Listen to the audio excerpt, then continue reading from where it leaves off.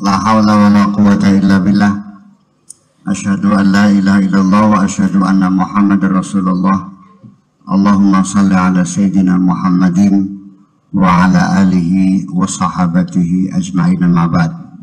Para sesepuh, alim ulama, alim karamun, hadirin dan hadirat rahimakumullah. Saya berharap ini kajian Al-Fatihah untuk Tegal Gubuk Kidul ini kira-kira 1 tahun selesai ya.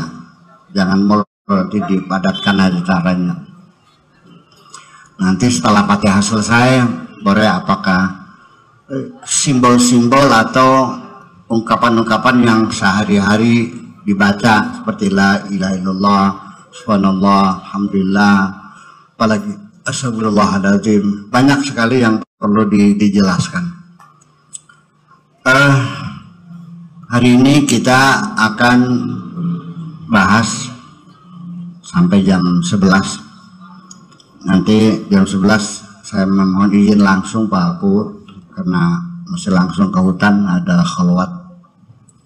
Dan sedikit ingin saya jelaskan kepada masyarakat Tegal Gubuk bahwa acara khalwat ini bukan untuk menggandakan uang yang 1 miliar jadi 2 miliar, enggak. Yang digandakan adalah semangat kita nanti dalam menjalani hidup ini.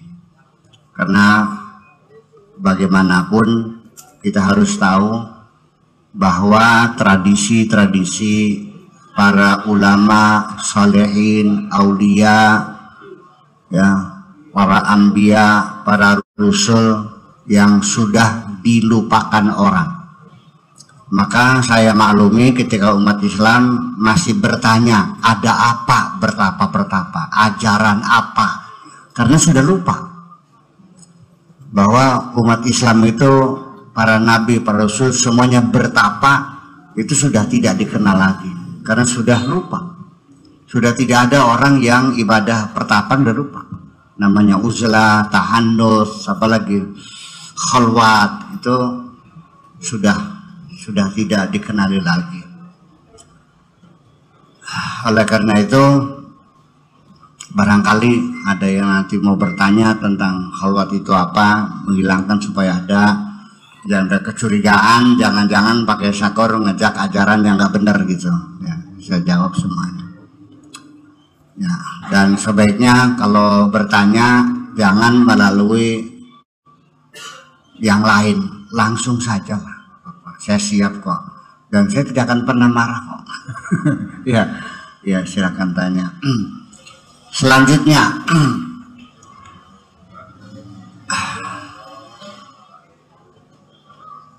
kita lanjutkan bahwa ihdinas siratal mustaqim itu setelah iyyaka na'budu wa iyyaka nasta'in, terus ihdinas siratal mustaqim. Setelah kita melamar kerja sama Allah supaya kita bisa bekerja untuk Allah, dan setelah kita minta ada ketentuan gajinya berapa, wa iyyaka nasta'in, setelah lamaran kita diterima, selanjutnya kita meminta kepada Allah supaya diberikan pelatihan, diberikan bimbingan, kerjanya apa, bagaimana cara kerjanya, ya kan begitu, yang efektif bagaimana supaya ada peningkatan produksi dan produktivitas. Jangan sampai nanti kita ini sudah bekerja capek-capek malah kena marah atau juga kerjanya salah. Makanya ihdinas siratal mustaqim itu kita lagi minta petunjuk, minta bimbingan Allah bagaimana cara kerja yang benar. Jangan sampai kita kena marah, ghairil maghdubi alaihim waladhdallin, atau juga kerjanya malah nggak benar. Yaitu kalau maghdub itu orang yang tahu mana yang benar mana yang salah tapi ngelawan, tetap melakukan yang salah, itu maghdub. Kalau dhalin memang nggak tahu, sehingga dia salah memilih, salah mengerjakan. Yang penting bahwa kalimat ihdinas siratal mustaqim ini adalah fi'il amar. Oleh karena ini datangnya dari bawah ke atas, maka namanya doa. Kan gitu. Kalau dari yang setingkat namanya iltimas. Kalau saya sama Pak Haji Khairan itu iltimas. Tapi kalau paku kepada bupati itu namanya doa, permohonan. Kalau bupati ke Kuwun namanya instruksi, namanya amar. Maka ihdina itu adalah bentuk doa ya kepada Allah. Ada sesuatu yang diminta. Apa yang diminta? Yang diminta adalah hidayah. Kalau Allahumma rzuqni, minta apa? Itu rezeki. Kalau ihdina minta hidayah. Nah, hidayah diminta oleh kita kepada Allah. Lalu yang saya maksudkan hidayah yang seperti apa? Bentuk hidayahnya seperti apa? Di sini jelaskan, yaitu as-siratal mustaqim, jalan yang lurus. Sebelum kita nanti bicara tentang hidayah, ini ada beberapa qiraat menurut Syekh Yasin itu dibacanya bizai, ihdinas siratal mustaqim ya. Kemudian Bani Odrah dan Bani Kilab itu bacanya seperti itu. Di sini kita ingin mengatakan bahwa hidayah, kita minta hidayah sama Allah. Hidayah itu apa? Nggak jelas, karena bahasa kita tidak punya pepadan kata hidayah itu apa. Paling-paling hidayah itu nama suatu masjid, Masjid Al-Hidayah. Majlis Saklim, mananya Majlis Saklim Al-Hidayah. Iya, itu Al-Hidayah. Nah, tetapi hidayah itu sendiri apa? Kalau kita lihat bahwa kata hidayah sendiri menjadi aneh, menjadi mungkin kelihatan seperti kontradiktif, berlawanan. Di satu sisi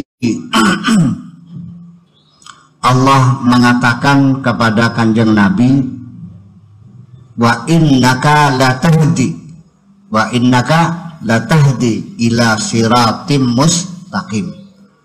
Sesungguhnya engkau memberikan hidayah kepada jalan yang lurus. Jadi Kanjeng Nabi diberi otoritas memberikan hidayah. Tapi di ayat yang lain Allah tidak memberikan otoritas apapun kepada Kanjeng Nabi. Wa innaka la tahdi man ahbabta walakinallaha yahdi man yasha. Engkau tidak bisa memberikan hidayah kepada orang yang kamu cintai. Sekalipun orang itu kamu cintai, kamu tidak bisa memberikan hidayah. Innaka la tahdi man ahbabta walakinallaha yahdi man yasha. Allah lah, hanya Allah sajalah yang bisa memberikan hidayah kepada siapapun yang dikehendakinya. Ini mungkin maknanya menjadi kontradiktif. Di satu sisi Nabi diberi kewenangan memberi hidayah, di sisi yang lain mengatakan Nabi tidak bisa memberikan hidayah. Nah, kalau kita makna hidayahnya seperti itu, kita akan terpaksa mengatakan ini dua ayat yang bertentangan. Oleh karena itu, maka mari kita telusuri makna hidayah kira-kira dalam bahasa Indonesianya apa.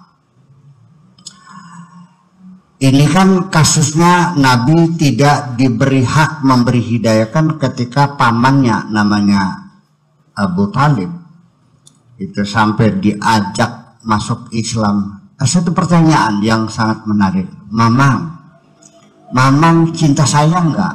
Cinta. Mamang kenapa melindungi saya? Ya karena kamu ponakan saya. Ya sudah kalau begitu ya masuk Islam. Nggak mau. Jadi Abu Thalib melindungi Muhammad sebagai ponakan, bukan sebagai Rasul. Ponakan dilindungi. Adapun sebagai Rasul, ntar dulu. Sampai di saat Abu Thalib dalam keadaan sakit parah, sambil dipeluk, yuk baca syahadat, nggak mau. Sambil dicium, nggak mau. Sambil diusapi keringatnya, ayo mang baca asyhadu alla ilaha illallah, tetap tidak mau. Sampai dijilati budle, wis jadi mas nang, tetap gede-gede banget, tetap geleng kepala. Lalu dia minta kepada Allah, ya Allah berilah hidayah kepada pamanku ini. Masa pamanku yang begitu sayang kepadaku, melindungiku, kok masa masuk neraka. Dengan menangis dan bersujud, karena Nabi minta kepada Allah supaya pamannya diberi hidayah, malah dijawab oleh Allah, tidak bisa. Innaka la tahdi man ahbabta walakin Allah yahdi may yasha. Ini berarti hidayah yang dimaksudkan ayat ini dalam bahasa Indonesianya membimbing. Tetapi di ayat yang lain, wa innaka la tahdi ila siratim mustaqim, sesungguhnya engkau memberikan hidayah ke jalan yang lurus. Maknanya bukan membimbing, tapi menunjukkan. Beda menunjukkan dengan membimbing. Andaikan Pak Kuwo ada sekolah SMK Sadang Pinggan, masuk saja lurus, nanti di depan SMA ya belok kiri, nanti di depan balong situ ada balongnya, dari situ rumahnya Pak Kiai Sakur. Ada kemungkinan petunjuk semacam itu dengan petanya sekalipun, dengan gambarnya mungkin nyampe, mungkin tidak. Akhirnya nyelas HP tekan Jati Barang mana, muter-muter tekan Bangkawa. Anaknya Kiai Yaskur nih anak.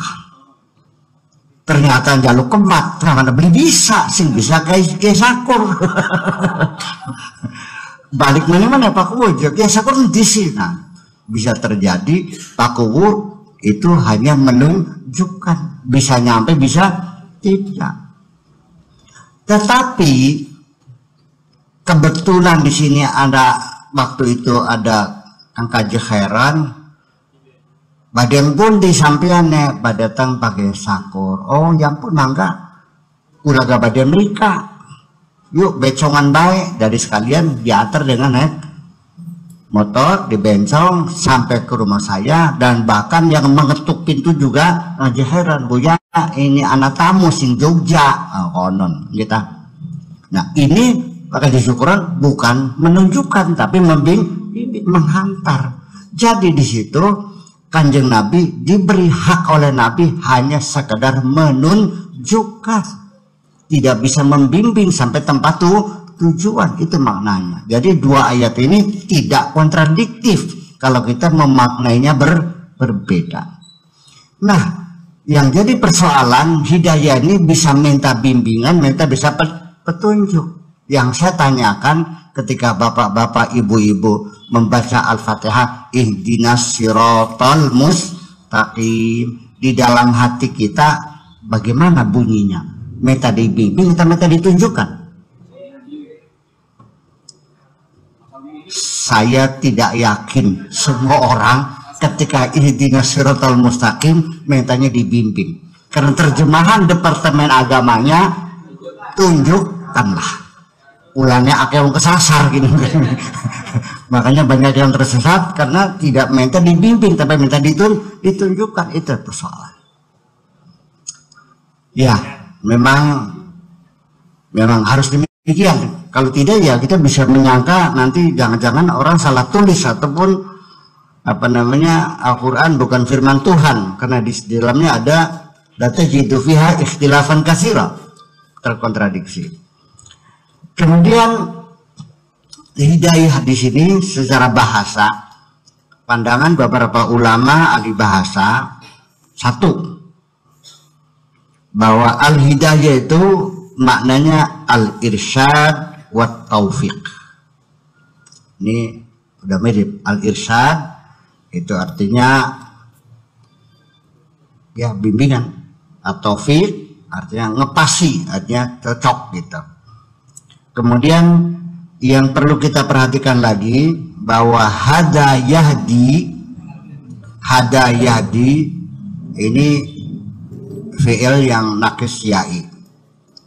Kemudian perlu kita perhatikan bahwa ihdina, begitu fa'ilnya langsung, ihdina, bimbinglah kami, maka maknanya itu bahwa hada yahdi hidayah itu fi'il muta'addi, ya kan?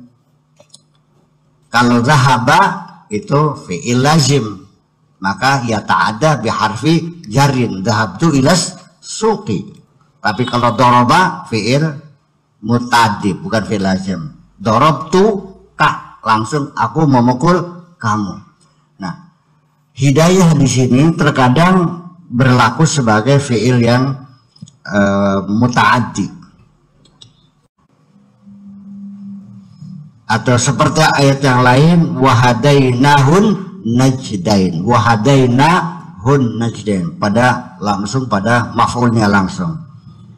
Tetapi juga hidayah ini juga bisa menjadi fi'il yang muta'addi biharfi jarrin pakai ila.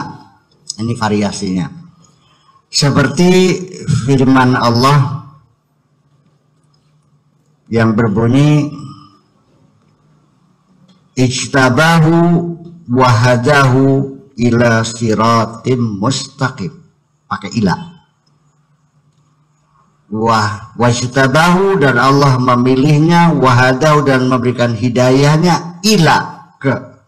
Jadi maf'ulnya pakai harfu jarin, namanya muta'addi biharfi jarin. Seperti fahduhum ila siratil jahim, menggunakannya pakai ila ta'adinya. Dan ada lagi menggunakan lam, seperti firman Tuhan, wa innaka latahdi ila siratim mustaqim, masih pakai la. Yang pakai lam seperti alhamdulillahilladzi hadana li hadza. Tadinya pakai lam. Ada yang pakai ila, ada yang mau tadi langsung. Ini berarti dari urian tadi di sini, jangan-jangan perbedaan muta'addi dan lazim itu adalah juga memberikan arti. Ketika dia fi'il lazim yang muta'addinya dengan ila, berarti menunjukkan. Tapi kalau muta'addi langsung maf'ul bihinya langsung nempel pada fi'il, maka itu namanya bimbingan. Saya kira mungkin seperti itu menjadi artinya menjadi pas.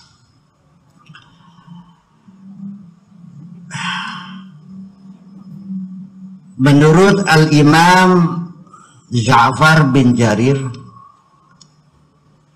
bahwa yang dimaksudkan siratul mustaqim adalah at-tariqul wadih alladzi la wijaja fih, jalan yang jelas, gamblang, terang, padang, alladzi la wijaja fih, yang tidak berbelok-belok, jalannya lempeng.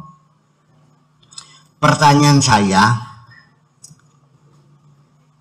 kalau Pak Kuwu menunjukkan orang dari sini, kalau sudah jalan bebas, sudah lurus saja.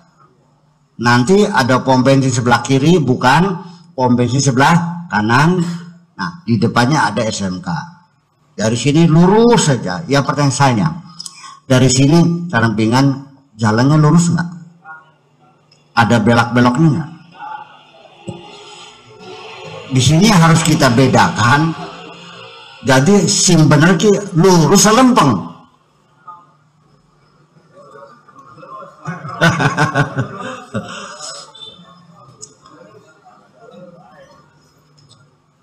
Yang benar dari sini lempeng aja, atau dari sini lurus saja. Awas. Dalam bahasa Indonesia kata lempeng juga artinya tidak mesti harus lurus, tapi jujur. Ada anak santri, saya kasih uang, suruh beli kacang gawil di Jati Barang, kacangnya bagus, susuknya utuh, ya kan? Iki bocah lempeng temen.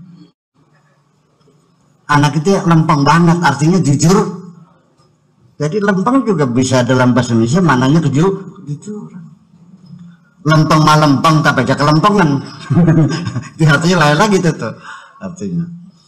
Nah, jadi yang benar sekali lagi, ihdinas siratal mustaqim, jangan minta ditunjukkan, tapi minta dibimbing. Kemana dibimbingnya? Jalan yang lempeng atau jalan yang lurus?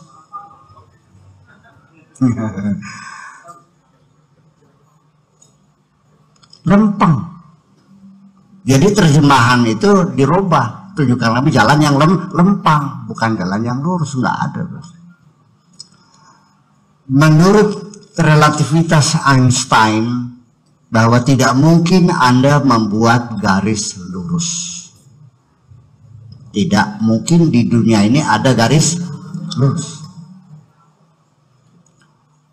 Teori relativitas Einstein mengatakan demikian adalah benar. Mungkin kita dengan mata ngotot lurus, tapi nyatanya tidak lurus. Katakanlah kita tarik benang dari tiang situ, tarik kenceng benangnya, lurus nggak? Jok kenceng sekali, lurus nggak? Nggak, melengkung. Berapa tingkat lengkungannya? Ini sekitar berapa? 8 meter ya? 8 meter. 8 meter itu kelihatan lurus, tapi nyatanya bengkok. Berapa bengkoknya? Ya, bengkoknya itu ya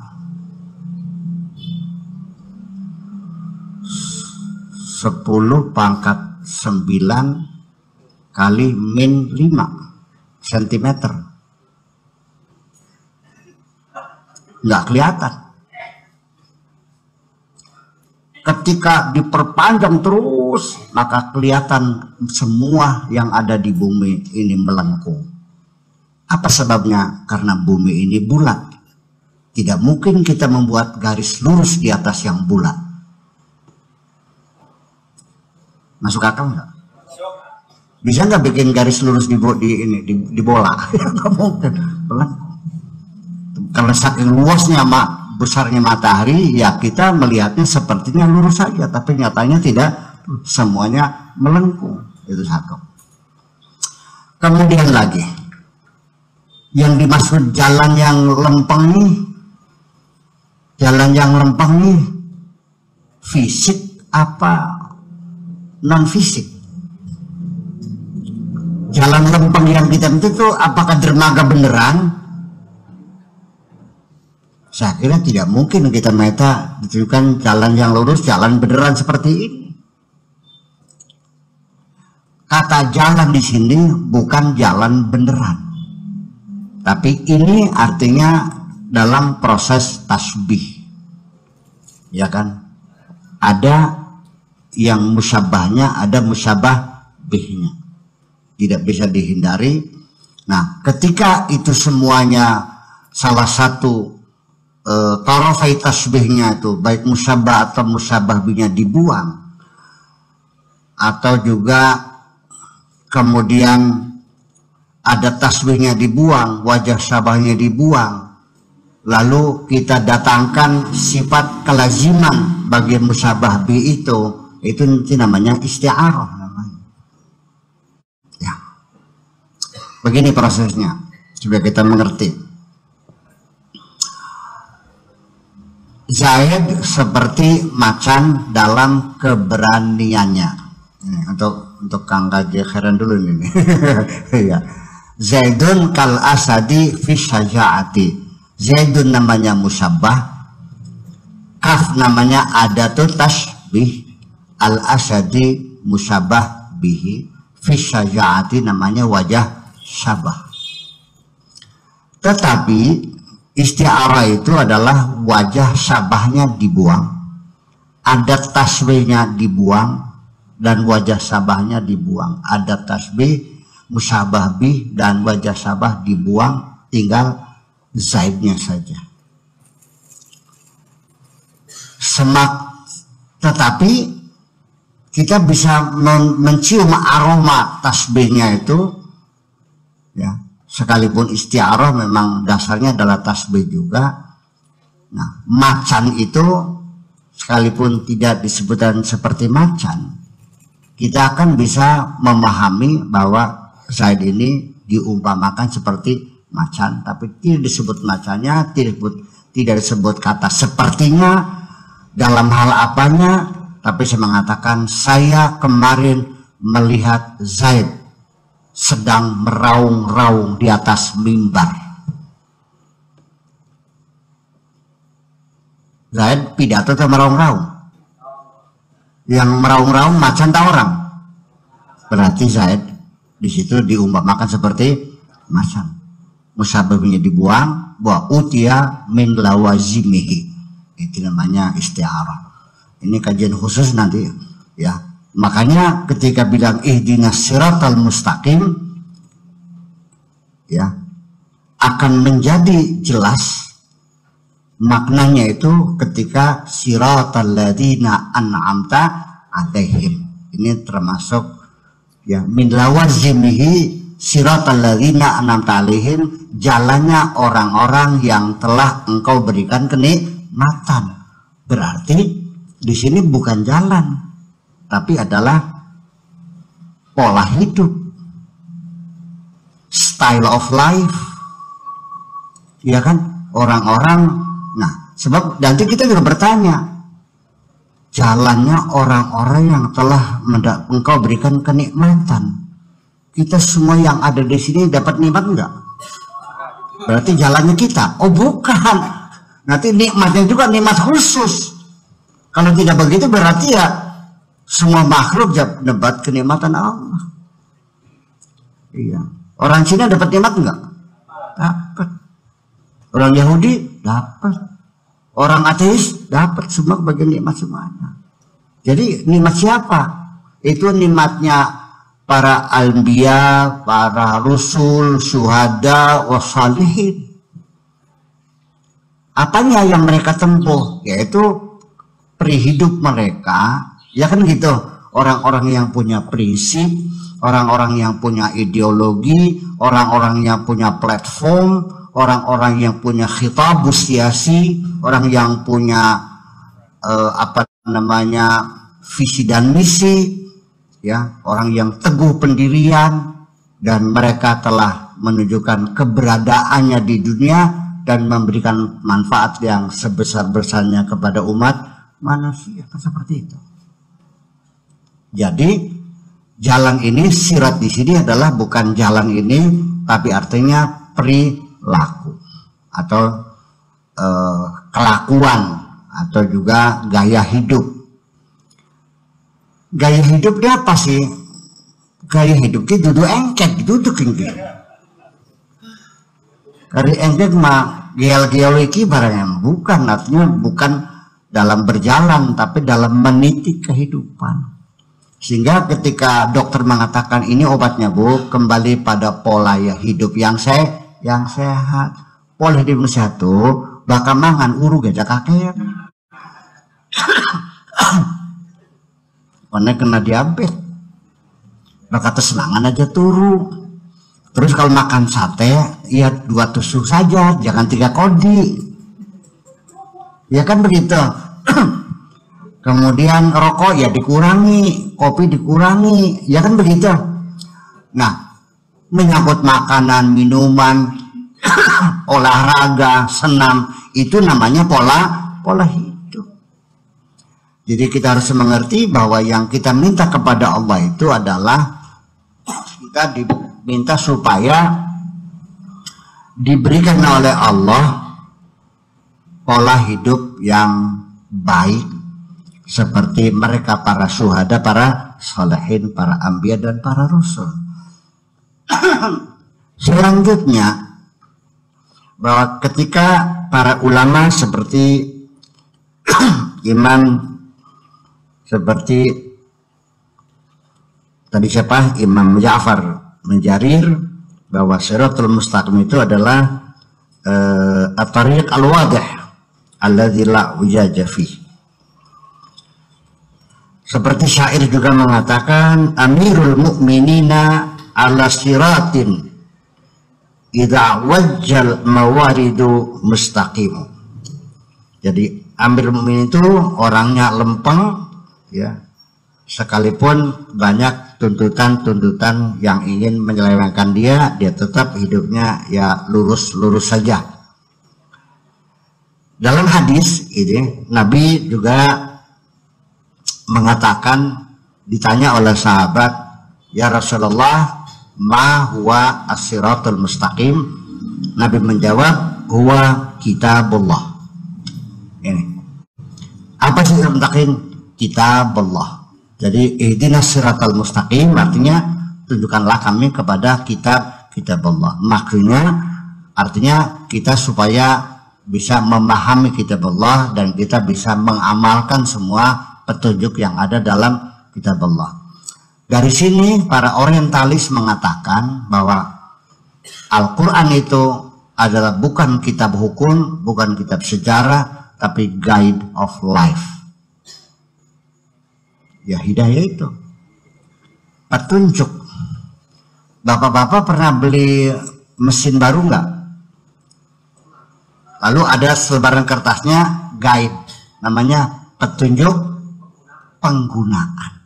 Itu juga namanya hidayah, guide itu. Jadi Al-Quran itu adalah petunjuk, bukan buku sejarah. Quran bukan kitab hukum, tapi kitab petunjuk untuk kehidupan kita ini. Guide of life, petunjuk kehidupan. Itu pas dengan apa yang dikatakan oleh Kanjeng Nabi. Kemudian ada lagi ditanya, jawabannya huwa hablullah al-matin. Shiratal Mustaqim adalah hablullah al-matin, tambangnya Allah yang kokoh. Ada lagi disebutkan Shiratal Mustaqim huwa az-zikrul hakim, yaitu Al-Quran juga sama, wa huwa as-siratul mustaqim. Ada lagi dikatakan, yang nanya lagi apa itu Shiratal Mustaqim, dijawabnya at-tariqul hadi, jalan yang bisa membimbing kita. Kemudian tanya lagi, apa itu Shiratal Mustaqim? Huwa dinullah alladzi la i'wijaja fi. Itu adalah agama Allah. Ini kita pelajari bagaimana kata orang-orang terdahulu.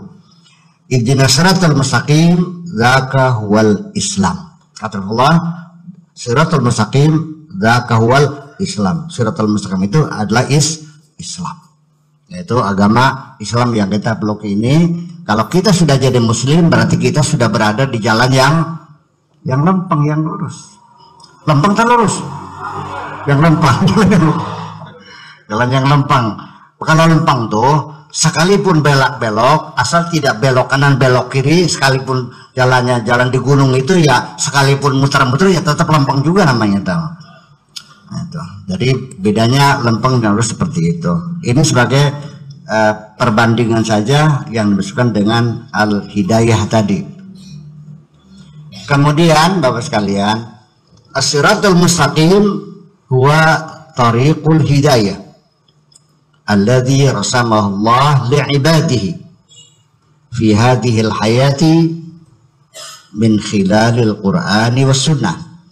Siratal mustaqim itu adalah jalan hidayah, jalan menuju hidayah alladzi rasamahullah, yang telah digariskan oleh Allah li'ibadihi, untuk hamba-hambanya, fi hadhil hayati dunya, dalam kehidupan dunia ini, min khidalil Quran was sunnah, melalui Al-Quran dan sunnah. Kemudian makna variasi dari makna mustaqim di sini dalam firman Allah surat Ar-Rum ayat 30, Fa'aqim wajhaka lid-dini hanifah fitratallahi allati fatara an-nasa 'alaiha la tabdila li khalqillah dzalikad dinul qayyim. Jadi siratal mustaqim itu namanya ad-dinul qayyim, agama yang benar. Kemudian juga di surat Yunus, wa aqim wajhaka lid-dini hanifah, maknanya adalah ad-din al-hanif. Kemudian dalam surat Al-An'am ayat 161, qul innani hadani rabbi ila siratim mustaqim dinan qayyiman. Di sini dijelaskan siratal mustaqim adalah ad-dinul qayyim, agama yang benar, agama yang kokoh. Ini variasi makna din.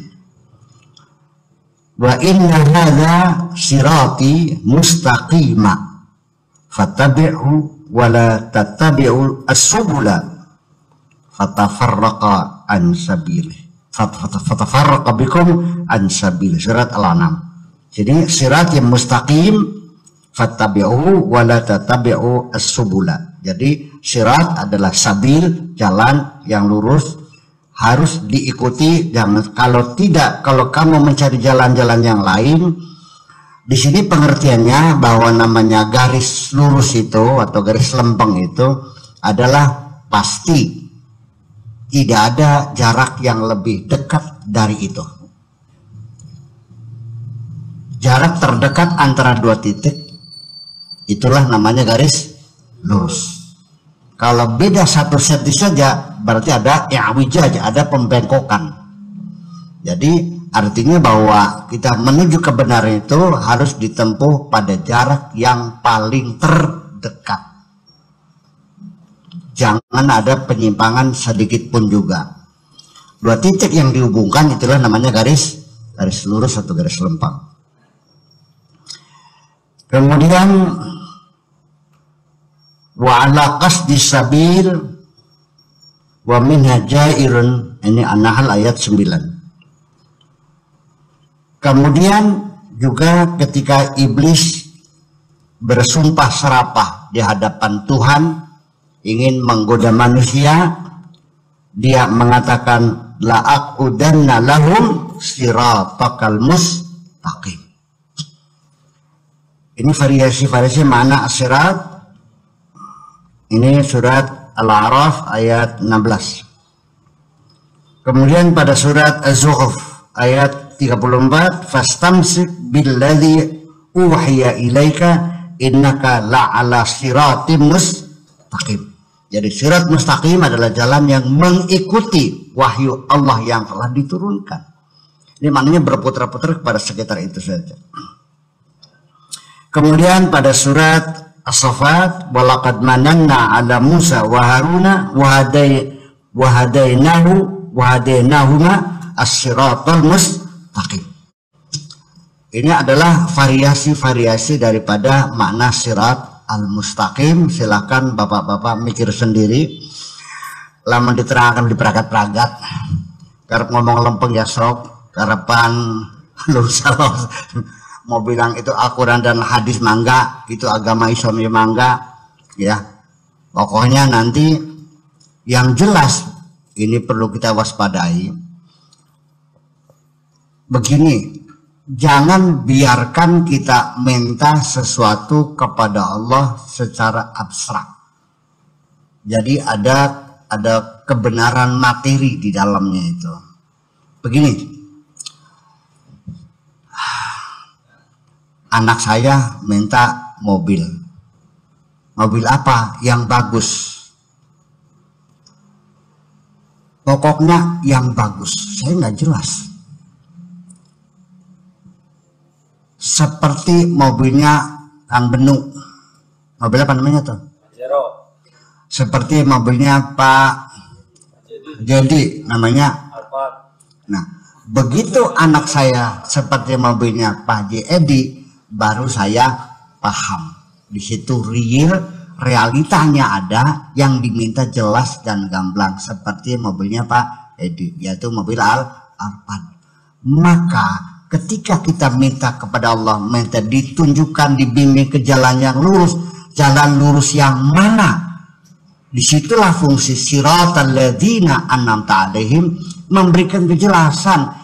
Yang kita minta adalah jalan yang pernah kau berikan kepada orang-orang yang kau berikan kenikmatan, yaitu jalannya para ulama solehin, para anbiya, para rusul, para syuhada. Yang seperti apa? Kita jangan sampai nanti masuk dalam relativitas yang luas, lalu akhirnya pengen jalan sing bener, bersing kayak apa, jare siapa, aja sampai bener kayak jare sira dewek. Nah, disinilah makanya sekalipun ini tidak dibahas, tapi realita. Karena ketika minta ihdinas siratal mustaqim, dalam pikiran kita tidak jelas jalan yang seperti apa. Sehingga akhirnya yang terjadi, masing-masing mengklaim bahwa kita berada di jalan yang benar, yang lain semuanya tersesat. Bapak-bapak ini dianggap oleh orang yang mengklaim kebenaran milik mereka ini adalah orang-orang ahlul bid'ah semuanya. Wa kullu bid'atin wa kullu dalatin. Mereka yakin betul bahwa bapak-bapak, ibu-ibu yang ada di balai desa Tegal Kedeli engkone bakal manjing neraka kabeh. Begitu juga. Nah, ini kan menjadi persoalan. Kita minta siratal mustaqim, tapi ketika umat Islam itu diberi hidayah menjadi orang Islam, alhamdulillahilladzi hadana li hadza wa ma kunna linahtadiya laula an hadanallah. Di situ kita tidak jelas jalan yang benar yang seperti apa.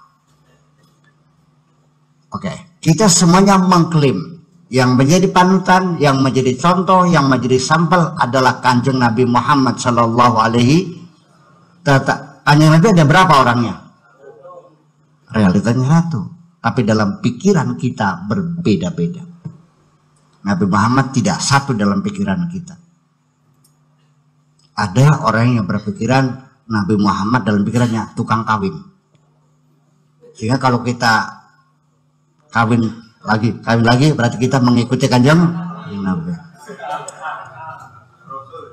Rasul. Ya. Mereka yang bawa pentungan dan sambil bertakbir, ya kan gitu. Bawa bendera hitam, la ilaha illallah, mecahin rumah orang, itu juga kita mengikuti Nabi Muhammad. Ya kan? Dan kita yang mengakomodir budaya-budaya lokal di sini, ya, tradisi lokal kita akomodir semuanya. Yang sebut dengan golongan apa? Islam apa namanya? Kita juga seperti Rasul. Rasul juga sama kok. Ya. Dalam agama Islam juga mengakomodir budaya lokal. Apa dikiranya sunat itu barang baru? Enggak kok. Sebelum Rasul mereka sudah sunatan kok. Malah orang Islam pada nanya, sambil apa diketok daging waras? Harus berenak, dijajal bener. Hebat ya, diwajibkan. Kemudian lagi ada orang Arab kalau malam pada mandi, ditanya, kamu tiap mandi kecapa kecubuk kayak iwak besir aku. Biar apa? Biar bisa mindo. Bisa mindo. Fresh mandi. Dicoba, bener bisa mindo. Bakal lihat itu bisa mindo, pegang. Dicoba iya. Bener iya. Oh bagus ya, benar hebat ya, dirangkul menjadi namanya mandi jinabat. Sebelum Nabi lahir, ada nggak orang lempar di setan? Ada aja. Yang betul-betul di Ka'bah ada nggak? Ada. Kenapa nggak dibubarin? Sebetulnya itulah menjadi persoalan. Jadi Nabi dalam pikiranmu itu bagaimana? Masing-masing mengaku kami mengikuti Kanjeng Nabi. Nabi itu berapa? Nah, itulah karena ada perbedaan persepsi semacam itu, dan ini tidak bisa dihindari.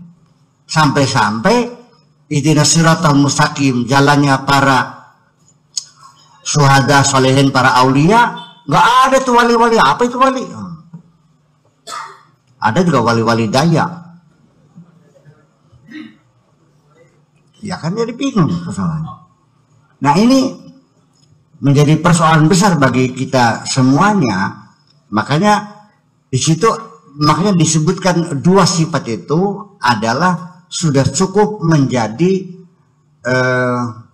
penjelasan jalan lurus seperti apa, seperti kenikmatan yang diberikan pada orang-orang yang soleh, para aulia, para nabi, yang substansinya jangan sampai kita tersesat, jangan sampai kita kena marah. Selesai. Nah ini orang menafsirkan, memperluas penafsiran seperti kurang gawe. Begitu ghairul maghdubi ay al yahud. Kok tambah nganggur sih kok nyanyi Yahudi. Waladhdallin ay Nasara. Jadi siapa nih kan? Nah, iya jadi akhirnya menjadi bingung artinya. Nah, itulah persoalannya. Jadi kita kembali, yang penting substansinya jangan sampai kita sesat, jangan sampai kita kena marah, itu saja persoalannya. Nah, bapak-bapak sekalian, kemudian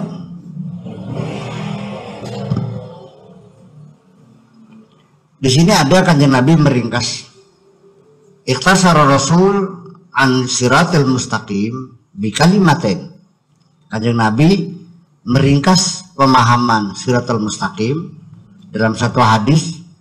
An Sufyan bin Abdullah mengatakan, Sufyan, qultu ya Rasulullah, saya berkata, wahai Rasulullah, qulli qaulan, tolong katakan kepadaku dengan satu kata-kata.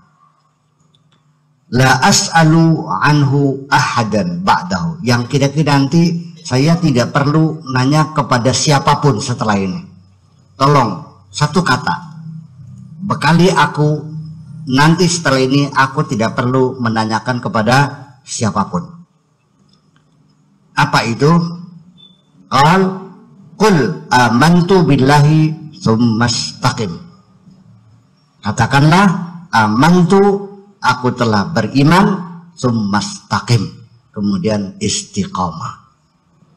Ini di Bukhari hadis nomor 26 dan di Sahih Muslim hadis nomor 83. Di sini malah justru akhirnya istiqomah itu apa? Jadi siratal mustaqim itu artinya pola hidup istiqomah. Bahasanya apa? Konsisten dan konsekuen. Kehidupan yang konsisten. Artinya bling leop, lempeng, ajek, tegang. Sekali bilang merah, merah selamanya. Sekali bilang hijau, hijau selamanya. Nah inilah kalimat istiqomah itu sendiri bervariasi diungkapkan dalam ilmu hikmah, bahwa al-istiqamah itu khairum min alfi karamah. Satu istiqamah lebih hebat dari 1000 kesaktian. 1000 orang, ada yang bisa terbang, ada yang bisa menyelam, ada yang anti tembak, ada yang anti bacok, anti bakar. Aduh, 1000 dengan satu orang istiqomah, eleh kabeh. Yang hebat yang satu ini, orang yang istiqomah. Malah justru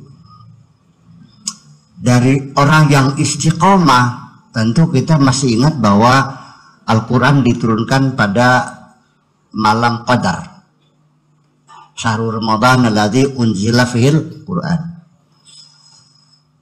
dan itu namanya malam Lailatul Qadar, khairum min alfi syahrin tanazzalul malaikatu. Setahun sekali kita bisa menemui Lailatul Qadar. Tetapi orang istiqomah setiap malam sepanjang tahun semuanya adalah Lailatul Qadar semua. Alladzina qalu rabbuna Allah tsumma istaqamu tatanazzalu alaihimul malaikah. Malaikat turun semuanya. Banyak mana malaikatnya? Yuk hitung. Lailatul Qadar tanazzalu al malaikatu warruhu fiha. Tanazzalul malaikatu itu malam atau Lailatul Qadar tanazzalu. Tapi orang yang istiqomah malaikatnya turun ini tatanazzalu alaihimul malaikah. Banyak mana? Tanazzalu dengan tatanazzalu hurufnya banyak mana? Hurufnya banyak, berarti malaikatnya lebih banyak lagi.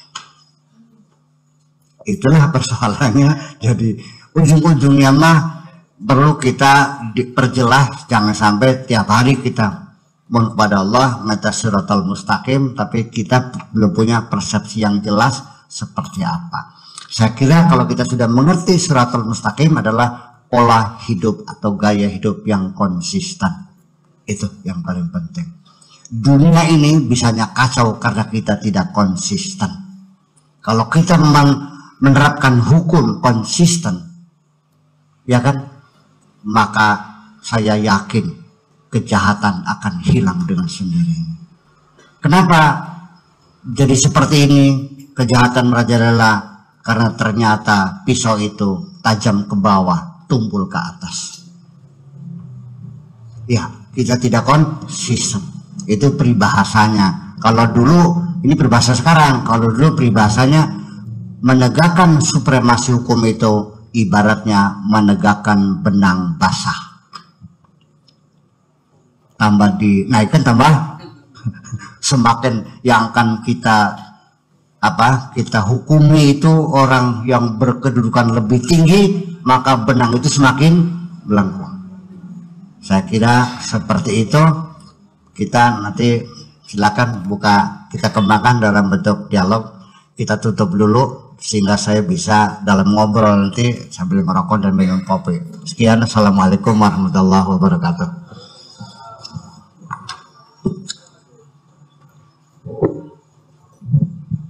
Assalamualaikum warahmatullahi wabarakatuh. Silakan untuk pertanyaan baik dari keluarga besar Tasmaya maupun dari masyarakat, dipersilakan barangkali menanyakan tentang dialog masalah hukum.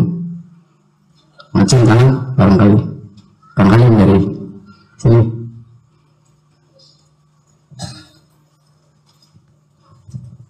Kan biasa kami.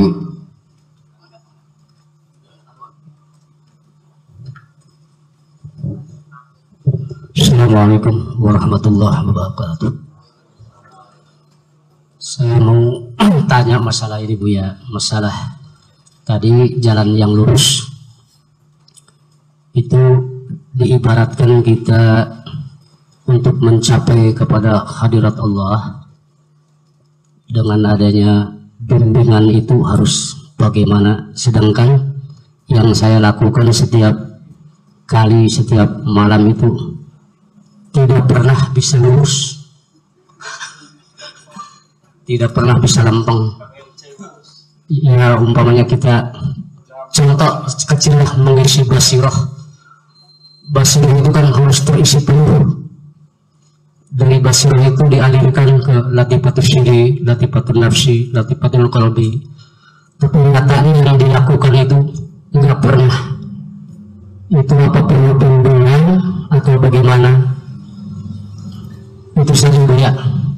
Wassalamualaikum warahmatullahi wabarakatuh.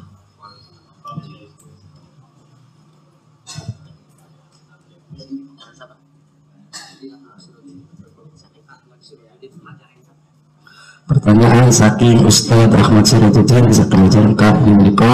Pertanyaannya yang historikot syariat kali hakikat itu baru bisa cekak monggo. Saya ingin bicara mulai dari konflik internasional yang terjadi,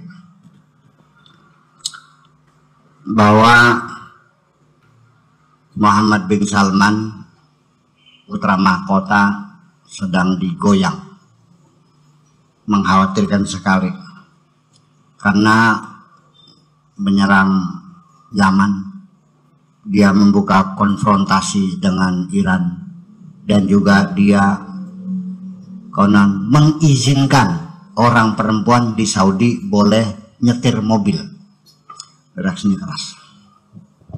Karena bagaimanapun pemikiran-pemikiran keagamaan hebat sekali. Nah, ketika terjadi, ya udahlah kita umum aja lah, nggak usah sebut negaranya. Pokoknya di satu negara mana saja, ketika terjadi konflik horizontal, perang saudara, dan ini bisa terjadi di mana-mana. Di sini juga bisa terjadi. Dan lalu akibatnya ya kita lihat Uni Soviet bubar, Yugoslavia bubar, Majapahit, Tarumanegara, Mesopotamia, Babilonia, Romawi, itu adalah negara yang bubar karena konflik horizontal, perang saudara tidak terselesaikan, sehingga jalan keluarnya sangat menyedihkan, dibelah negara itu menjadi dua, menjadi tiga, seperti Korea Utara, Korea Selatan, bisa menjadi 6 seperti Yugoslavia, dan banyak lagi. Kalau Indonesia bubar jadi 50. Nanti ada Pasundan, ada Kecerbonan, ya kan, ada Madura, ada Bali, itu nanti kita sengsara. Nah, makanya begini, ketika terjadi konflik itu, kalau memang tidak bisa dialog, tidak bisa bargaining, tidak bisa mencari solusi, cara yang mencapai penyelesaian secara win-win, saling menguntungkan,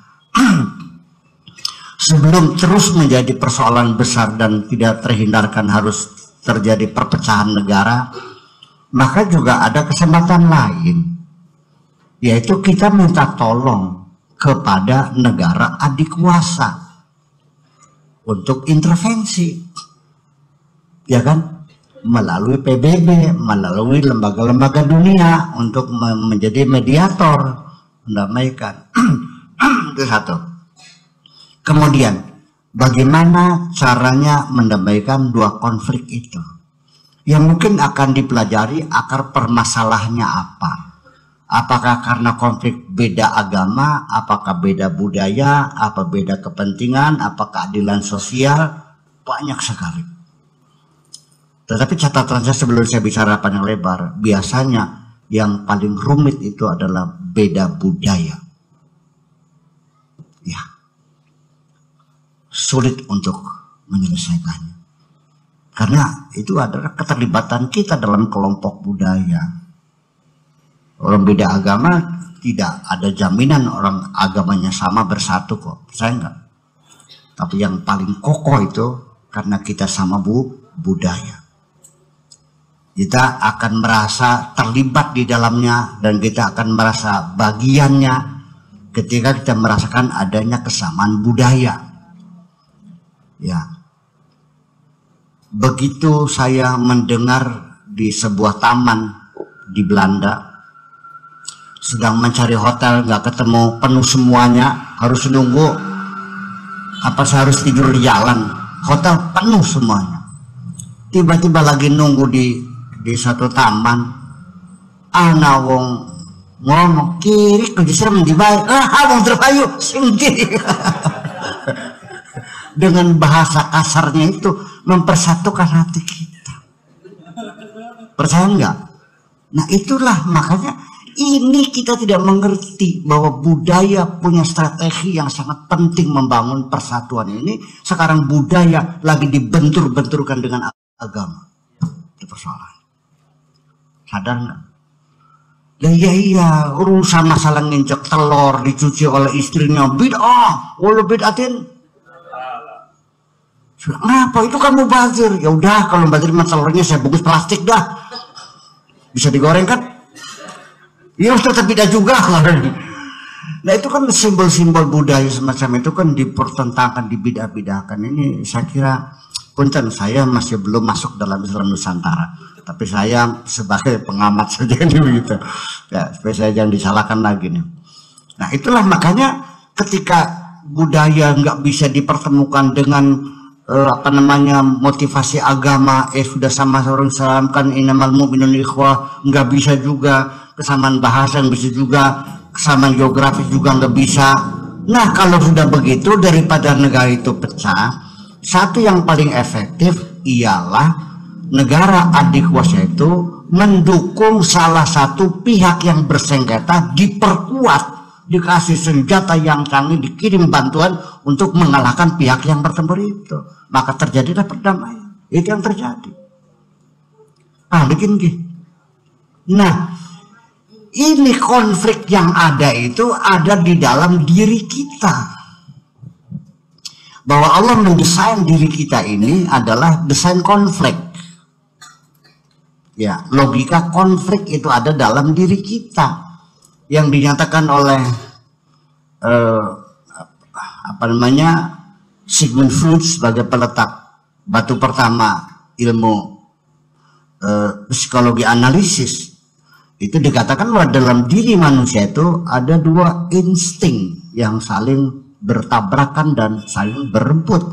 Namanya instinct of survive dan ada lagi namanya instinct of destruction.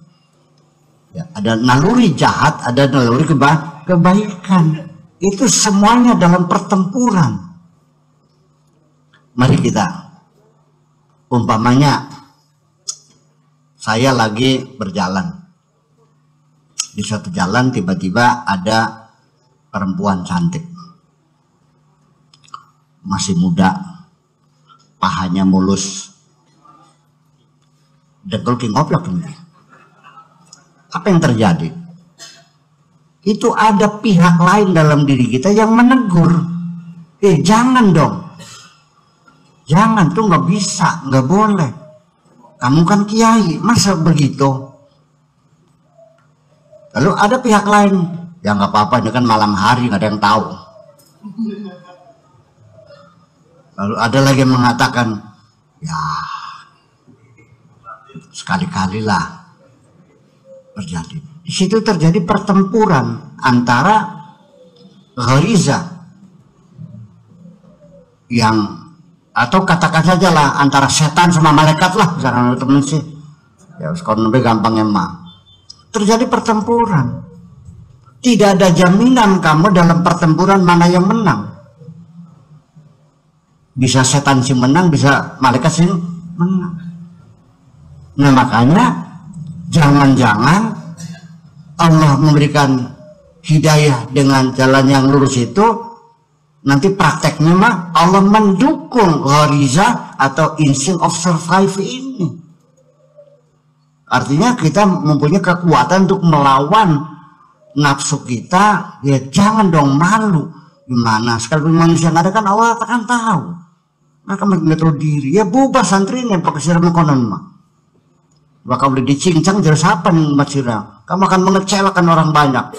Sehingga bahasa itu begitu jelas marah kepada saya. Ya kan begitu umpamanya. Kamu ketangguhan, wah bakal boleh diobong pondoknya jelas apa. Kur, dia malah kataku, udah gak kurban, belum tuh lagi. Jadi, nah makanya bagi saya, selama kita masih hidup dan masih sehat seperti ini, percayalah pertempuran itu tidak pernah selesai. Di penghujungnya, kalau kita dalam pertempuran kira-kira diduga kita akan kalah, jangan sungkan, jangan malas, segeralah menjerit, mintalah pertolongan kepada Allah. Itu aja salah. Bikin ke? Iya. Nah, jadi itulah namanya perjuangan dan itulah namanya sandiwara yang hebat. Nah, kalau seandainya kita ini mau disebut pahlawan, ya pahlawan, sebagai pemenang, saya tanya, musuhnya siapa? Nggak ada musuhnya, menang apa? Jadi Anda baru disebut pahlawan kalau Anda real punya musuh. Kalau ada musuh, pahlawan apa? Namanya pahlawan kesiangan. Jadi itulah fungsinya Allah dengan sengaja bikin setan, bikin iblis untuk menggoda kita. Artinya kita lagi dikasih pekerjaan sama Allah. paham begini bakal kasih goda si anak nanti. Dari mana Anda mendapat sanjungan sebagai pahlawan, sebagai pemenang ketika musuhnya nggak ada? Maka Allah sengaja bikin musuh itu adalah untuk gawe kita, untuk pekerjaan kita. Nah, baru ketika Anda berhasil, Anda pahlawan. Jadi artinya itu adalah kondisi umum, bukan Pak Jahmat saja. Semua orang juga mengalami hal yang sama. Dan ketika kita basiro kita semakin kuat, nah maka setan-setan juga sama akan sekolah lagi. Iya. Kalau perlu merubah strategi lagi, ya kan gitu. Dan si kunyuk-kunyuk setan tahu kelemahan kita nih. Dan kita juga harus tahu di mana titik lemah kita. Mungkin saya menghadapi harta, mungkin saya insya Allah saya bisa kuat kalau persoalannya uang. Ya kan begitu. Saya tidak akan tergoda melihat uang sekian banyak itu. Karena saya pernah punya uang banyak dulu tapi bukan sekarang memang udah kere lagi. Nah, kemudian barangkali godaan tahta. Ya, harta tidak, tahta. Saya tidak punya selera untuk menjadi orang populer, tidak punya selera ingin jabatan apapun. Saya ingin menjadi orang kecil. Tetapi ketika dengan wanita, saya harus tahu diri dan harus membatasi diri. Bahwa di sini lemah kita ini. Yang paling gawat itu adalah wanita. Makanya ke depan gitu, jangan terlalu berakrab-akrab dengan wanita. Jadi setengah sapeduni baik, sebatas saling menghormati, sebatas kerjasama, sebatas ya kan saling mengagumi boleh, tapi jangan terlalu berakrab-akraban. Punten Pedi, barangkali ada orang perempuan minta diantar pulang, punten sorry nggak bisa deh, minta tolong ke Angsari Pajar. Naik motor gitu. Tapi yang dasar Kang Sarip nggak ada lubang, nggak ada batu, terlalu sering ngerem juga seringnya. Nah itulah pola semacam itu. Jadi jangan kecil hati, ya jangan malu ketika kita sudah hampir akan kalah. Segeralah minta tolong kepada Allah Subhanahu wa Ta'ala. Dan namanya kenapa surat Al-Fatihah disuruh dibaca oleh kita sehari minimal 17 kali. Dari mulai bangun tidur 2 kali sampai akan tidur 4 kali. Di siang hari 4 kali, sore 4 kali, menjelang tenggelam matahari 3 kali, sebelum tidur 4 kali, 17 kali. Ihdinas siratal mustaqim. Saya yakin kalau kita sedang mengucapkan ihdinas siratal mustaqim, hati kita mengatakan ya Allah bimbinglah hatiku ini. Yang dibimbing itu hati akhirnya, bukan kaki, bukan. Iya, Rabbana la tuzigh qulubana ba'da idh hadaitana. Jangan kau selewengkan hati kami setelah mendapatkan hidayah. Jadi yang menerima hidayah itu bukan otak kami, bukan telinga kami, bukan kaki kami, tapi hati kami. Itulah namanya hati yang terbimbing. Nah, ketika hati itu terbimbing, kalau sudah berjalan mulus sekian lama, maka akan tumbuhlah namanya potensi basirah itu. Tapi tetap selamanya basirah akan terus diuji oleh Allah. Makasih itu kira-kira.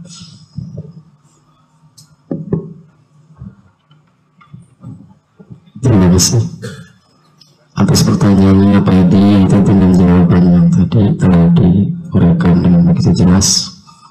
Untuk jangan sampai buru-buru punya menjawab, terlebih dahulu ya agak lama sedikit. Untuk sisi yang kedua silakan, yang bertanya barangkali dari keluarga besar mana? Ya nanti sebelum bertanya itu masih tahu nama dan alamat. Jadi pertanyaan dari kami itu supaya Bapak punya ada istirahat sedikit. Dengan jawaban menafsi wa masawaha fa alhamaha fujuraha wa taqwaha qad aflaha man zakkaha wa qad khaba man dassaha. Dan artinya itu silakan mau bekerja apa saja dibebaskan kepada Allah, akan tetapi ini satu dulu, jika kita yang terfujur akan mendapat neraka, jika mereka akan mendapat surga. Oleh karena itu, dengan kata bahasa Jawanya, maka kita nanam ganja tinggal membuat penjara, maka kita nanam pahala yang di surga, kita bekerja oleh neraka. Tapi jawabannya yang jelas, niku sepenting berupaya nomor siji tetap bagus Allah, dukung min kebagusan. Terus ini sebetulnya kuat maning, tahta, harta, wanita, tolota. Sebaliknya repot dia tinggal ini wanita. Sehingga nenek suatu sahabat Indonesia asalnya begitu dari dulu itu, nggak ada sehingga nenek suatu sahabat tinggal tolota itu nggak ada.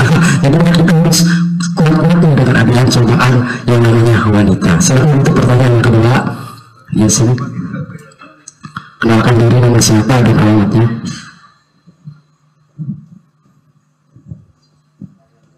Assalamualaikum warahmatullahi wabarakatuh. Nama saya Muhammad Nasir dari MSI Wilayah Tegal Kubuk, Tegal Buglor. Mungkin yang saya tanyakan ini Bu ya, tentang kemarin pas disinggung acara pengajian malam Senin tentang ayat surat Al-Kahfi, perjalanan Nabi Musa dan Khidir, ayat berapa ya? Lupa sih. Fantolaqa hatta idza ataya ahla qaryatin istata'ama fa'abau ahlaha fa'abau ayyudhaifuhuma. Terus di keterangan selanjutnya terdapat keterangan Nabi Khidir di situ, wa ammal jidaru fakana li ghulamaini yatimaini fil Madinah. Dari secara tekstual gitu ya, seakan-akan tidak ada sinkronasi antara Qaryah dan Madinah sesuai keterangan Nabi Khidir. Pertanyaannya, apakah redaksi Al-Quran dalam bahasa ini, dalam konteks ayat ini, apakah fil Madinah di situ itu kan ahlal Qaryah. Pada ayat pertama menggunakan istilah Qaryah gitu ya, kata Qaryah.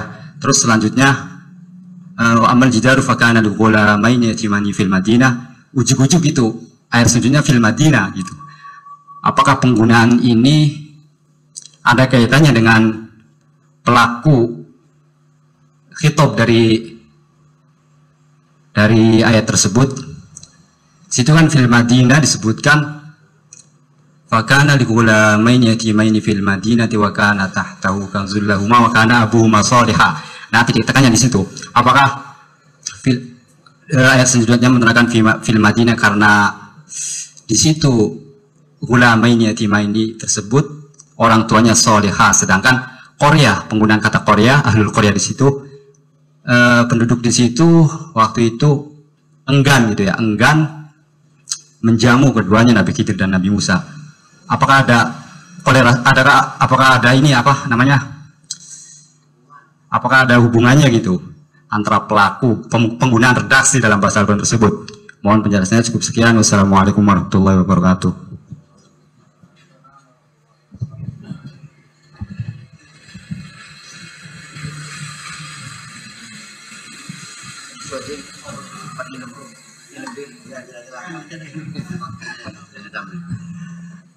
Yang penting gini, jangan sampai kita melihat redaksi Al-Quran yang berubah tiba-tiba itu.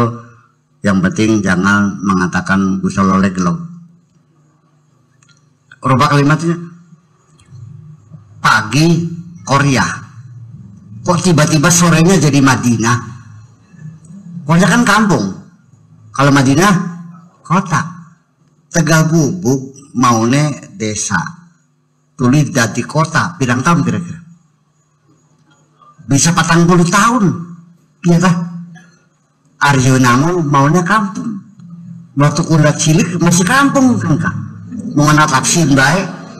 Iya, Bakasin Kertasemaya mau mondok ke Babakan kan naik kereta, mereka Arjo Nangun sambil bawa beras 20 kilo. Ya, Arjo Nangun ke Babakan jalan kaki. Sekarang udah kota kan? Ya tapi udah kota ya. Berapa tahun? Ya 40 tahun. Ya kan? Ini Allah mengatakan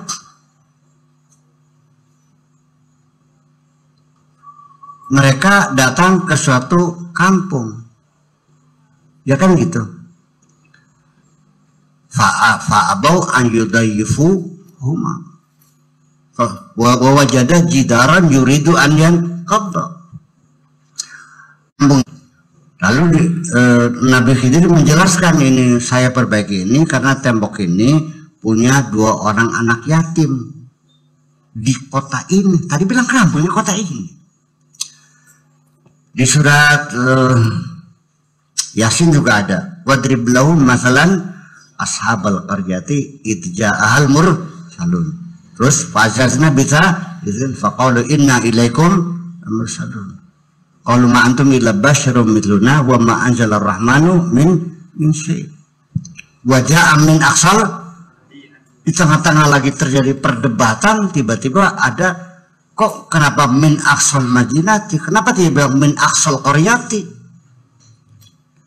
Nah, di sini masih kita pahami, mungkin kita untuk mendeskripsikan kota itu apa, kampung itu apa, mungkin kita terjebak pemahaman kita. Mungkin orang awam akan mengatakan bahwa kampung itu dan kota itu bisa dibedakan dari jumlah penduduknya. Kalau penduduk itu 4 juta, kampung atau kota? Kalau penduduknya 20, oke. Kalau iya itu memang dasarnya membedakan kota dan kampung karena jumlah penduduknya, yuk kita bandingkan Madinah dengan Mekah. Penduduknya banyak Mekah. Madinah itu paling hanya seperempatnya Mekah loh. Tapi kenapa? Tapi Yasrib disebutnya Madinah. Ternyata tidak. Jadi kita harus paham bahwa membedakan kota dan Madinah dalam konsep Islam itu adalah dari sisi heterogenitas. Sekalipun penduduknya banyak, tapi kalau semuanya itu tidak ada heterogen, orang kafir semua, kayak Tegal Gubuk nih, orang NU semua, orang Islam semua, bagian penduduknya 10 juta, kampung Siratnya. Baru disebut kota kalau penduduknya heterogen. Ada NU, ada Muhammadiyah, ada Islam, ada Kristen, ada Buddha, ada Hindu, ada orang yang soleh, anak kiainya anak, copetnya anak. Ketika itu penduduknya heterogen, maka itulah disebut Madinah. Kenapa disebut Korea oleh Nabi Khidir? Karena dalam anggapan pikiran Nabi Khidir ini Korea. Tetapi ternyata ada tembok setelah dapat diketahui bahwa ini punya orang anak yatim yang bapaknya orang soleh. Berarti di situ ada yang soleh, ada yang tidak soleh. Berarti bisa itu namanya Madinah. Anak kiainya anak garong. Iya kan? Dan demikian juga ketika ditangkan para wadriblahum masalan ashabal qaryati izal mursalun, mereka menolak kafir semuanya. Ternyata di antara mereka ada orang beriman. Wajah min aqsal madinati rajulun qala ya qawmi tabi'ul mursalin ittabi'u man la yasalukum ajran wa hum muhtadun. Ternyata ada juga orang yang beriman. Berarti ketika di desa itu ada yang beriman, ada yang tidak, berarti sudah sah disebut kota itu bersama. Jadi makanya kita harus paham konsep-konsep pemikiran kita dengan Al-Quran itu, ya jangan take for granted bahwa Al-Quran dipaksakan dengan pikiran-pikiran kita. Saya kira mungkin seperti itu. Kalau tidak nanti kita menjadi keliru semuanya. Dan banyak sekali Al-Quran ditafsirkan, karena sampai sekarang saya melihat bahwa kajian-kajian Al-Quran ini belum pernah disentuh melalui kajian antropologi. Semuanya kajiannya sintaksis, hanya nahwu, sorof, balaghah, dan itu saja.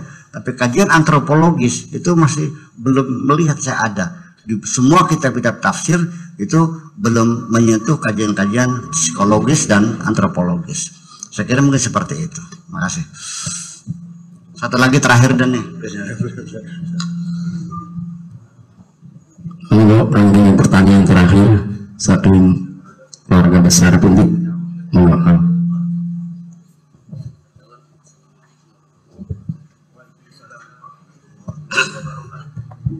tadi tertarik dengan bahwa permintaan kita terhadap Tuhan itu harus konkret, bukan abstrak ya.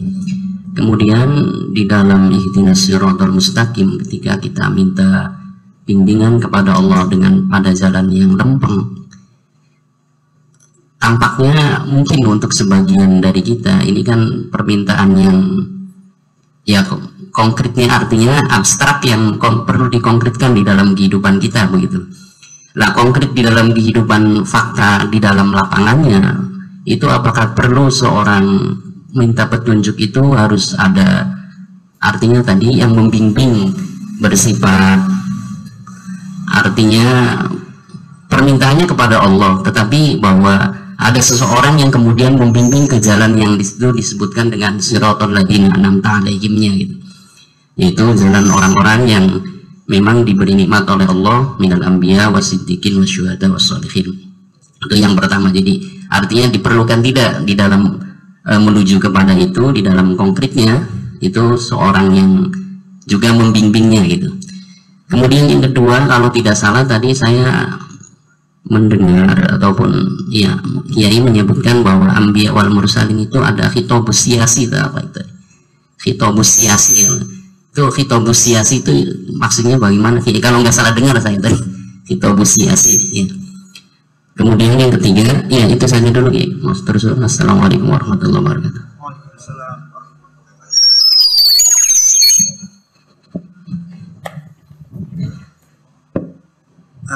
Ingin menjelaskan al-khitab syasitanya pidato politik, atau begini, setiap partai itu kan ada ADART ya kan, ada anggaran dasar, anggaran rumah tangga, dasarnya apa, tujuannya apa, ya kan begitu. Kata partai PKB kan tidak menyebutkan bertujuan mendirikan negara Islam, dan tidak pernah menyebutkan bahwa dasarnya Al-Quran dan hadis, tidak.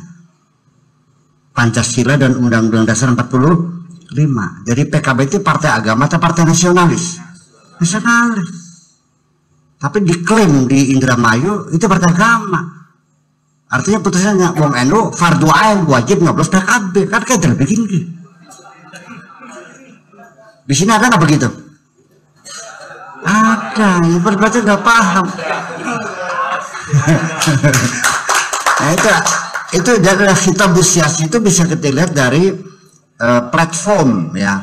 Jadi dari sisi platformnya itu kan ada partai nasionalis, ada partai agamis, ada partai sosialis, ada partai liberalis, macam-macam. Itu kan ideologi lebih besar sekarang itu kan ya, kalau tidak komunis atau sosialis, liberalis kan gitu, dan agamis dan sebagainya. Itu adalah khitab siyasi. Maksudnya khitab siyasi ini artinya bahwa kita mengajak masyarakat mendukung saya jadi anggota DPR, jadi presiden. Nah, kalau saya menang, kalian mau saya bawa kemana? Itu namanya khitab siyasi. Gerep dijak gebur saking bareng-bareng konon. Nah, ya khitab siyasi itu jelas dalam segala lini kehidupan. Kalau saya menang, nanti sistem pendidikannya kita pendidikan selektif. Tidak mesti anak naik kelas. Nilai murni. Kalau guru ujian membocorkan soal, pidana 20 tahun. Nah, untuk meningkatkan kualitas pendidikan begini, menyusun kurikulumnya begini, jenjang pendidikannya nanti saya rubah SD 6 tahun, sekolah dasar menengah 6 tahun, SMP dan SMA. Jadi satu, sudah nggak ada SMP SMA, jadi menengah, dasar, menengah, dan tinggi. Ini kan dasar, menengah pertama, menengah atas kan. Di dunia menengah itu hanya satu, menengah 6 tahun. Kan gitu. Dan nanti contohnya dalam pendidikan, kalau saya menang jadi presiden umpamanya, ya bu presiden kadal mau apa pokoknya mah. Bisa contohnya jadi Maria. Nanti anak sekolah dilihat dari rapornya. Begitu selesai sekolah menengah, nanti lihat yang ranking sini 1 diarahkan kepada jurusan ini, yang nilainya begini. Jadi tidak memilih, tapi diarahkan sesuai dengan potensi masing-masing.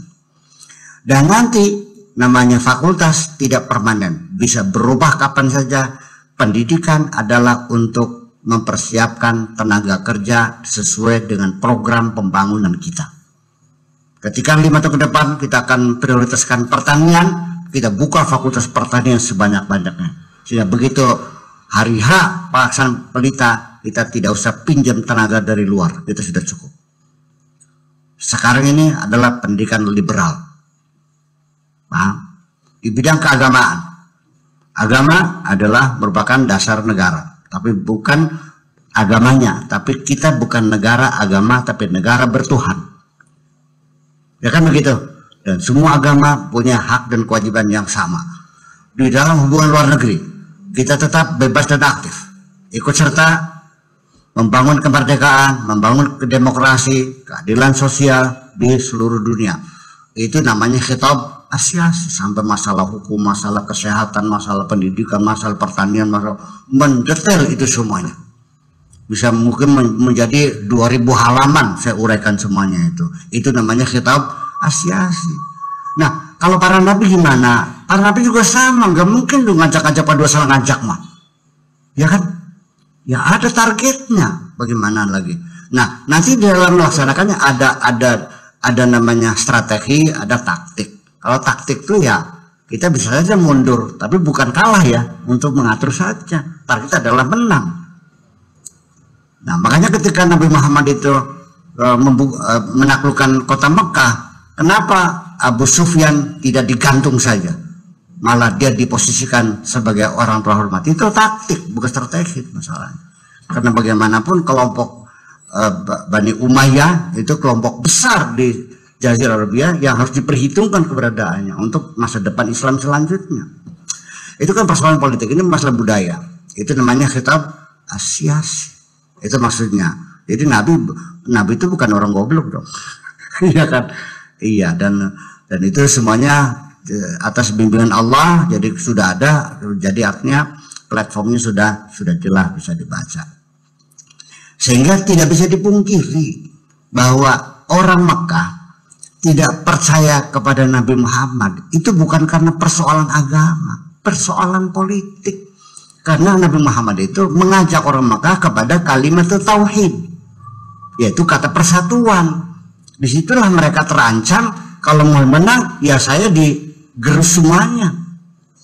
Iya, orang Mekah percaya Nabi jujur kok, Nabi hebat, nggak pernah bohong, nggak pernah nipu, nggak pernah.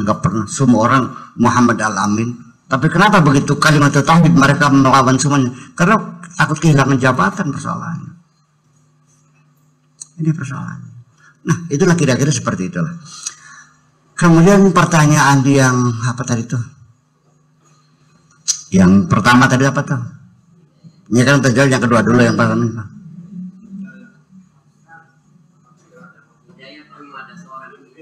Oh iya, begini ini persoalannya. Kita minta hidayah, kita jangan ngatur Allah dong. Terserah Allah bagaimana caranya. Nah, Allah ngasih hidayah dengan cara suatu ketika orang Belanda di Cirebon, ketika Belanda menyerah, ya kan gitu, dan pulang ke negerinya, ada seorang kolonel Belanda di Cirebon nggak mau pulang, saya mau tinggal di sini saja. Kenapa? Karena dia sudah masuk Islam. Lalu di mana tempatnya? Dikasih tempat di makam Jabang Bayi di Kesambi di sana. Dan saya pernah ketemu. Mungkin yang seusia saya mungkin pernah tahu. Bagaimana dia Allah hidayah? Ketika pagi dia sedang senam pagi, lari, tiba-tiba di pagi hari itu di suasana sedang hening itu ada terdengar orang azan, Allahu Akbar. Dia meremang-remang bulu romanya. Apa ini? Akhirnya dia tanya, apa itu? Oh, itu azan. Maksudnya apa? Ngajak orang supaya bangun. As-sholatu khairum minan naum. Ayo tangi kan gitu. Enak sembahyang memang tuh rumah kan gitu. As-sholatu khairum minan naum. Enak sembahyang tinimbang turu. Oh, jadi umat Islam di pagi putih semacam ini dihimbau untuk bangun. kalau begitu nggak salah tuh. Di situ dia belajar, ketemu sama Habib Syekh, bapaknya Ngayibmu, dengar ya. Di situ masuk Islam. Caranya dengan mendengar suara azan. Ada lagi orang azan terus pada nonton wayang. Karena gara-gara Sami Aji bohong mengatakan betul Aswatama mati, padahal maksudnya Aswatama gajah. Langsung keretanya jelek turun injak bumi. Karena satu bohong, kereta kencananya langsung menginjak bumi. Oh, kalau begitu orang tidak boleh bohong. Dapat hidayah kok. Namanya hidayah karena wis tua, wis peyot. Langkah pelangganan tak ngaya-gaya nganggur bah. Dikali jodoh tuh. Iya, udah peyot sih. Sedangkan pendatang baru yang golongan 17 aja kan, waduh. Masih geras-geras gitu. Ya kan udah kebayar pulang, kembali lagi ikut majelis taklim lagi. Hidayahnya melalui beli payu. Ya kan? Jangan minta, silakan minta kepada Allah. Permintaannya yang jelas. Maunya apa? Tetapi jangan terlalu jelas sampai seperti ngatur Gusti Allah. Itu nggak boleh. Ada orang berdoa, ya Allah mudah-mudahan sawah saya jadi, kemudian anak saya yang ada di Taiwan segera kirim duit, mudah-mudahan yang pada utang pada bayar. Meraih sedini-dini kan gua. Malaikat datang, kamu banyak minta, ada apa sih? Pengen naik haji, koplok kamu. Tinggal bilang saja, ya Allah saya pengen naik haji, selesai, jangan ngatur dong. Ini banyak sekali orang bukan minta tapi ngatur. Itu maksud saya. Nah, nanti yang penting kita minta hidayah. Ini seperti apa? Seperti mereka. Ya, seperti para aulia, para ambia, para rasul, sudah jelas berarti kan gitu. Minta mobil, kayak mobilnya Pak kayak mobilnya Kang Benu kan begitu. Lalu bagaimana cara Allah beri hidayah? Jangan ngatur, terserah Allah. Nah, Allah memberi hidayah langsung. Itu terjadi. Seorang pelacur tiba-tiba jadi waliullah. Ada namanya Robial Adawiyah. Ada preman gedean namanya Dunun Al-Masri, pemabok, jadi wali. Tapi itu kan jarang terjadi. Ya kan? Kalau barang yang jarang terjadi jangan ditiru. Nirulah yang banyak terjadi, yaitu melalui suluk, melalui torekolah dan sebagainya, melalui seorang mursyid. Balik lagi, dasarnya belum dapat hidayah, mulai mursyid, oleh mana mursyid dalban, ada yang mana akhirnya sampai tekan Kanjeng Dimas di perangkat-perangkat, masya Allah. Mursyid yang benar nggak percaya, mursyid yang penipu dipercaya, sampai habis uangnya 700 juta atau berapa tuh? Ya kan, itulah persoalannya. Tetapi ketahuilah, ketika Allah ingin memberikan hidayah kepadamu, ingin memperkenalkan dirimu, maka Allah akan memberikan peluang kepada kamu bisa berkenalan dengan orang yang sudah kenal dengan Allah. Percaya. Tetapi bakat durung wajah hidayah, ya anggar babil ketemu-ketemu ke. Nah, terakhir saya mau cerita, ada orang pengen belajar benar, pengen hidayah. Dia cari wali kemana-mana, sampai ke Musadek, ke Ria Eden, ke Kanjeng Dimas, segala macam. Wah, mau pokoknya ternyata tipu juga semuanya. Nah, terakhir dia ketemu dengan wali yang beneran. Kata walinya, kamu goblok banget sih, nyari-nyari orang bener sampai sealam dunia muter-muter. Padahal orang yang kau peluk tiap malam itu sudah jadi wali gedean kok. Siapa? Ya istrimu itu. Ah, nggak mungkin. Rabbinya kulaki, bakal kula wirid, diserobot sejadah, disabetakan udah sekitar. Bari ngomongnya karir, kalau apa suami tetangga sebelah barat jam 3 pagi sudah berangkat ke sawang giring-giring air, tetangga sebelah timur, suaminya jam 4 sudah pergi ke pasar, suami saya sampai jam 9 pagi, masa gak ada kita perang sana tas bisa digoreng perang sana. Dia sengaja begitu menggoda sang suaminya. Memang dia diawali juga, dia sengaja dikerjain suaminya itu supaya dia lebih semangat mencari kebenaran. Begitu, iya itu hal itu lagi goda kamu itu tuh. Ya Allah, salah apa? Dia pulang. Begitu sampai di depan rumah, apa kata istrinya? Baru tahu lah ya. Oke, saya kira itu aja. Dan kita langsung permisi langsung berangkat ke laut, ke hutan, barangkali terlalu malam, sudah jam 11 malam. Sekali lagi mudah-mudahan Fatihahnya 1 tahun selesai ya, nanti kita terus yang lain. Jangan sampai berlarut-larut akhirnya nggak selesai. Kalau mau mendalam artinya nggak selesai tentunya. Ya seperti yang saya lakukan kajian la ilaha illallah sampai 4 tahun. Jadi mah jangan deh ya, ganti lagi. Biar agak luas sedikit, mendalam sedikit, luas sedikit. Jangan terlalu mendalam sekali. Nanti saya khawatirnya banyak orang yang jenuh nantinya. Ya kan gitu. Itu saja, maka sarang-sarang bismillahirrahmanirrahim. Rabbana auzi'na